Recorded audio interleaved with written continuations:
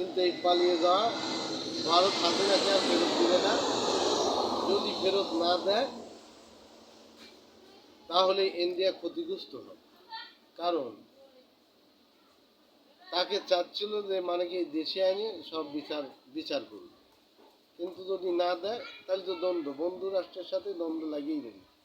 আর কোন মূলে এই হাসিনা সরকারকে ভারত সরকার সেফটি দিয়ে রাখতেছে, এটা তো আমার কোনো বিবেকে আসে না।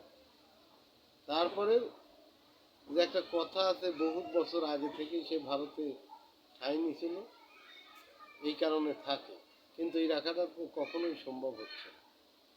কিন্তু মোদি আর হাসিনার একটা ভালোবাসার সুসম্পর্ক আছে, যা মিডিয়ায় এমন ছড়ায় গেছে যে তাদের স্বামী স্ত্রী সম্পর্ক। আর বারবারই এই কথাটাই বলা বলি করে আসছে বাংলাদেশের বিভিন্ন সংবাদ সংস্থা এবং সংবাদ ব্রিফিংও করছে যে বাংলাদেশ আর ইন্ডিয়ার স্বামী স্ত্রীর সুসম্পর্ক। মনে রাখবেন যে এই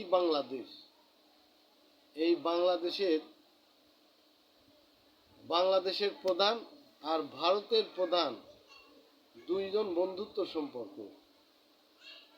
ভারতের যে প্রধানমন্ত্রী, সে রাষ্ট্র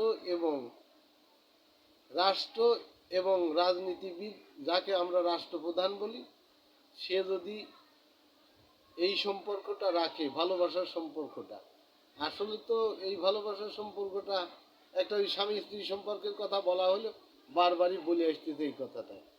এতেই কুচরিত্র নারীকে যদি সে তার সাথে সম্পর্ক রাখে, সেও ক্ষতিগ্রস্ত হবে এবং ওই রাষ্ট্রও ক্ষতিগ্রস্ত হবে। যাতে রাষ্ট্র ক্ষতিগ্রস্ত না হয়, তার জন্য এগুলিকে অ্যাভয়েড করে চলতে হবে। যদি আপনি পারেন তাহলে ভারত স্বয়ংসম্পূর্ণ থাকবে, আর যদি তা না করেন তাহলে অবিলম্বে ভারতের সাথে বাংলাদেশের একটা যুদ্ধ বাজিয়ে যাবে, আর সেই যুদ্ধ থেকে পরিত্রাণ পাওয়ার কোনো পথ নাই ইন্ডিয়া। এ কথাটা মনে রাখিয়ে আপনারা যার যার মতন চিন্তা ভাবনা করে চলেন, এটাই আমি আপনাদেরকে বলতেছি। আপনাদেরকে আমি মন্দ বললাম না, কিন্তু খেয়াল করেই চলেন। আল্লাহ হাফিজ।